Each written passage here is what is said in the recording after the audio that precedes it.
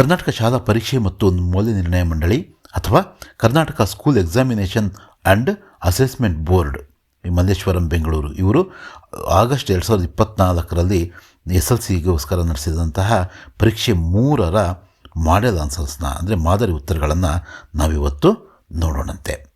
ವಿಷಯ तृतीय भाषा हिंदी. ಮೊದಲ ಮೇನೇನಿದೆ, निम्नलिखित प्रश्नों के लिए 4 विकल्प सुझाए गए हैं. उनमें से सर्वाधिक उचित विकल्प चुनकर संकेताक्षर सहित पूर्ण रूप से लिखिए. पहला प्रश्न है, सदाचार शब्द का विलोम रूप है. सदाचार ऑपोजिट वर्ड दुराचार. पंडितायन का पुल्लिंग रूप है. पंडितायन का पुल्लिंग रूप पंडित है. डी पंडित इसका उत्तर होगा. निम्नलिखित में से एक वचन शब्द है. कौन सा है इसमें एक वचन? ए पैसा. इसका उत्तर ए पैसा होगा. निम्नलिखित में से प्रथम प्रेरणार्थक क्रिया रूप सुनाना. बी सुनाना सही उत्तर है. प्रत्युपकार शब्द में संधि है. कौन सी संधि है? प्रत्युपकार प्रत्युपकार यण संधि इसमें है. पंचवटी में समास है. कौन सा? द्विगु समास. पंचवटी में द्विगु समास है.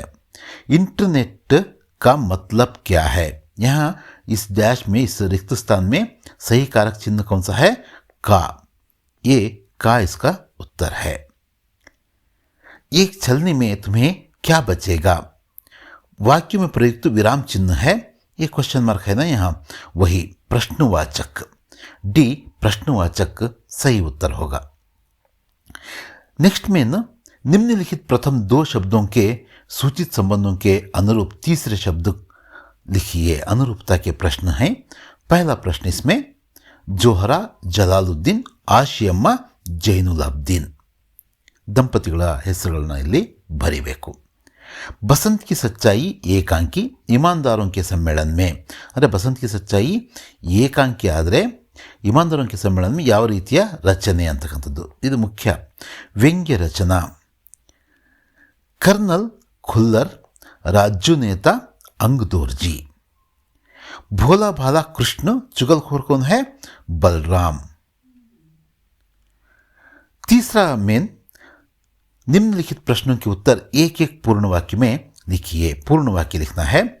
रोज एक सेब खाने से डॉक्टर की जरूरत नहीं होगी. लेखक पहनने के कपड़े कहाँ दबाकर सोए? सिरहाने दबाकर सोए. आधुनिक मनुष्य ने किस पर विजय पाई है? प्रकृति पर. आधुनिक मनुष्य ने प्रकृति पर विजय पाई है. हंस का गुण क्या होता है अथवा कैसे होता है? दूध पीकर पानी छोड़ देता है. फोर्थ मेन, चौथा मेन, निम्नलिखित प्रश्नों के उत्तर 2-3 वाक्यों में लिखिए. 8 प्रश्न 2 अंक के लिए, टोटल 16 अंक. दुकानदार ने सेब का वर्णन कैसे किया है? बड़े मजेदार सेब आए हैं, खास कश्मीर के, आप ले जाएं, खाकर तबीयत खुश हो जाएगी. आशी अम्मा जी अब्दुल कलाम को खाने में क्या क्या देती थीं? चावल, स्वादिष्ट सांबर, घर का बना अचार, नारियल की चटनी आदि देती थीं.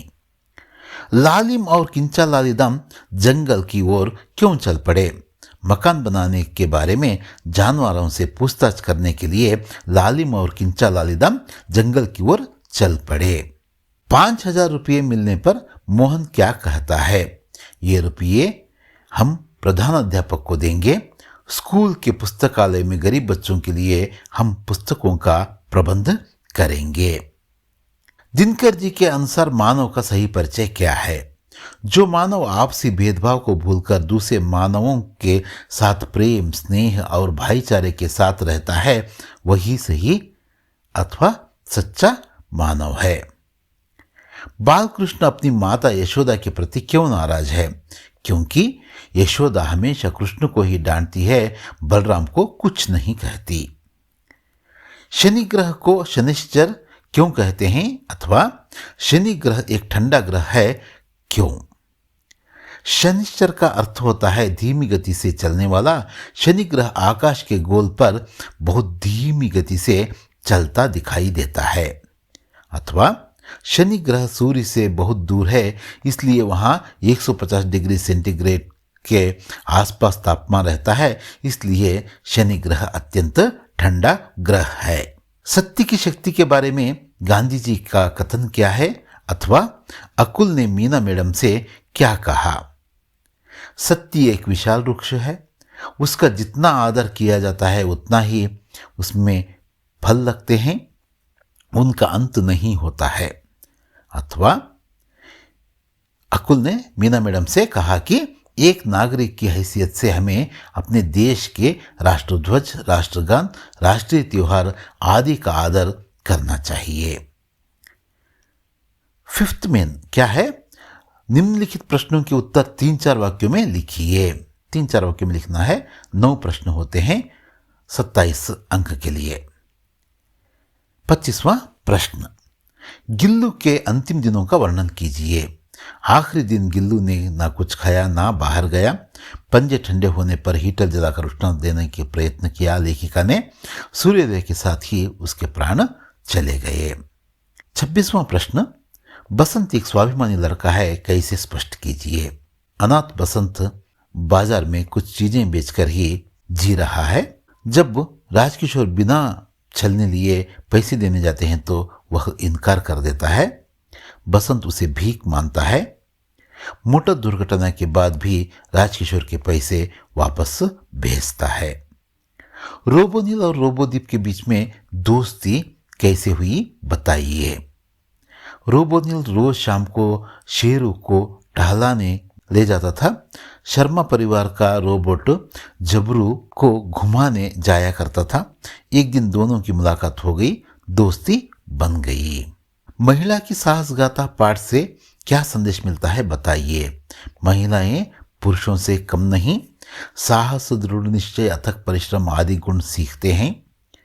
हिमालय की चोटियों की जानकारी, पर्वतारोहण की तैयारियों की जानकारी, मेहनत का फल अच्छा होता है, यह भी हमें इस पाठ से समझ सकते हैं।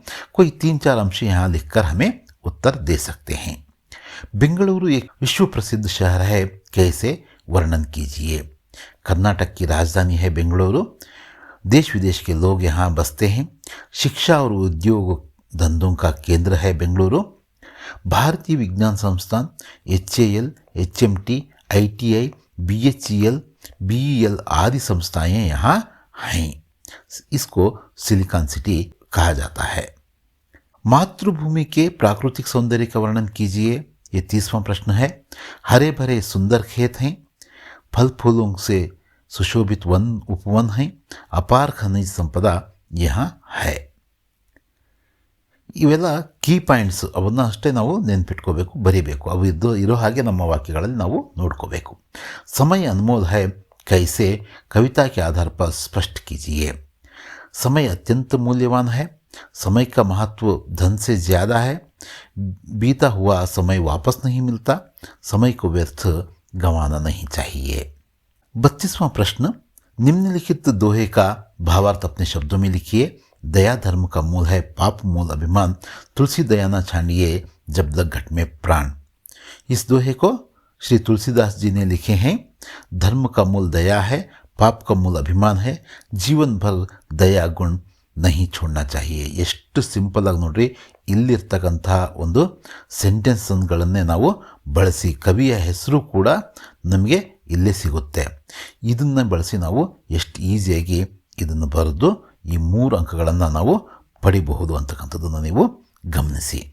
गद्यांश का अनुवाद कन्नड़ या अंग्रेजी में कीजिए.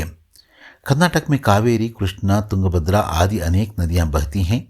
इन नदियों पर बांध बनाए गए हैं. इनसे हजारों एकड़ जमीन सिंची जाती है. ಕರ್ನಾಟಕದಲ್ಲಿ ಕಾವೇರಿ, ಕೃಷ್ಣ, ತುಂಗಭದ್ರಾ ಮುಂತಾದ ನದಿಗಳು ಹರಿಯುತ್ತವೆ. ಈ ನದಿಗಳಿಗೆ ಅಡ್ಡಲಾಗಿ ಅಂತ ಇದೆ, ಇದು ಅಡ್ಡಲಾಗಿ ಮಾಡ್ಕೋಬೇಕು. ಅಣೆಕಟ್ಟುಗಳನ್ನು ಕಟ್ಟಲಾಗಿದೆ. ಇವುಗಳಿಂದ ಸಾವಿರಾರು ಎಕರೆ ಜಮೀನಿಗೆ ನೀರುಣಿಸಲಾಗುತ್ತದೆ. Many rivers flow in Karnataka like Kaveri, Krishna, Tungabhadra etcetera. Dams are constructed across these rivers. By this thousands of acres of land is irrigated. 6th में छठा मुख्य प्रश्न, निम्नलिखित प्रश्नों के उत्तर 5-6 वाक्यों में लिखिए। 2 प्रश्न रहते हैं 8 अंकों के लिए। इंटरनेट एक वरदान है, कैसे? सोदाहरण समझाइए। अथवा सोशल नेटवर्किंग एक क्रांतिकारी खोज है, कैसे? स्पष्ट कीजिए। इंटरनेट एक वरदान है, कैसे? आज का युग इंटरनेट का युग है। संचार व सूचना के क्षेत्र में क्रांति हुई है। चित्र, वीडियो, संदेश कम से कम समय में भेज सकते हैं। ई बैंकिंग द्वारा पैसे का लेन देन होता है। घर बैठे बैठे हम खरीदारी कर सकते हैं। वीडियो कॉन्फ्रेंस द्वारा सचित्र विचार विनिमय होता है। सोशल नेटवर्किंग द्वारा देश विदेश के लोगों का परिचय होता है। आईटी और आईटीईएस के कारण रोजगारी मिलती है। ई गवर्नेंस द्वारा प्रशासन पारदर्शी बनता है। इनमें 5-6 अंशों को हमें लिखना है और सोशल नेटवर्किंग के बारे में जो प्रश्न पूछा गया है उसके उत्तर इस तरह हम लिख सकते हैं। सोशल नेटवर्किंग की वजह से देश विदेश के लोगों का परिचय होता है। दुनिया भर के लोगों की रहन सहन, वेशभूषा, खान पान के बारे में जानकारी मिलती है। देश विदेश की कला और संस्कृति का परिचय और प्रभाव हम पर होता है। फेसबुक, आर्कुट, ट्विटर, लिंक्डइन आदि सोशल नेटवर्किंग के कुछ साइट्स हैं। 35वां प्रश्न, निम्नलिखित कवितांश को पूर्ण कीजिए। असफलता एक चुनौती है, इसे स्वीकार करो। क्या कमी रह गई देखो और सुधार करो। जब तक ना सफल हो नींद चैन को त्यागो तुम। संघर्ष का मैदान छोड़कर मत भागो तुम। इस तरह से हम इस कविता को पूर्ण करना चाहिए। यहाँ 7वां मुख्य प्रश्न में यह दिया गया है कि गद्यांश ध्यानपूर्वक पढ़कर निम्नलिखित प्रश्नों के उत्तर लिखिए। 4 अंक के लिए यह प्रश्न है। इस गद्यांश को, इस पैराग्राफ को हम पढ़ना है और नीचे दिए गए इन प्रश्नों के उत्तर देना है। ನಾಳೆ ನಮಗೆ ಬೇರೆ ಬೇರೆ ಪ್ರಶ್ನೆಗಳು ಕೇಳ್ತಾರೆ, ಅದರಿಂದ ಇಲ್ಲಿ ಆ ಒಂದು ಪ್ರಶ್ನೆ ಉತ್ತರಗಳನ್ನು ನಾನು ಏನು ಚರ್ಚೆ ಮಾಡ್ತಾ ಇಲ್ಲ. ಪ್ರಶ್ನೆ ಇಲ್ಲೇ ಇರುತ್ತೆ, ಉತ್ತರ ಇರುತ್ತೆ, ನಾವು ಅವನ್ನ ಬರೆದ್ರಾಯಿತು. 8ನೇ ಮುಖ್ಯ ಪ್ರಶ್ನೆ, ಪ್ರಬಂಧವನ್ನು ಬರೀತಕ್ಕಂಥದ್ದು ಅಥವಾ ನಿಬಂಧ ಲಿಖಿ ಅಂತ ಕೇಳಿರ್ತಾರೆ. ಇದು ಕೂಡ 4 ಅಂಕಗಳಿಗೋಸ್ಕರ.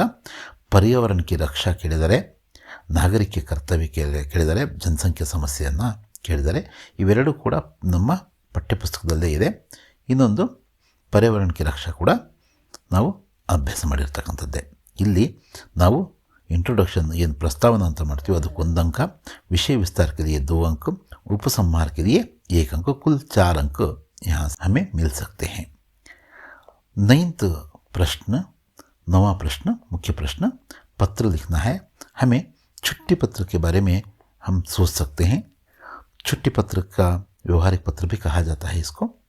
प्रेषक के पता के लिए आधा अंक, पत्र पाने वाले का पता के लिए आधा अंक, विषय के लिए आधा अंक, संबोधन के लिए आधा अंक और पत्र का कलेवर बॉडी ऑफ द लेटर इसके लिए 2.5 अंक और समाप्ति के लिए आधा अंक. कुल हमें 5 अंक इस प्रकार हमें इसको लिखकर हमें पा सकते हैं. पत्र लेखन बहुत ज़रूरी है. पत्र लेखन, पद्य, निबंध, यह सभी आप ज़रूर कोशिश कीजिए. फिर मिलेंगे. धन्यवाद.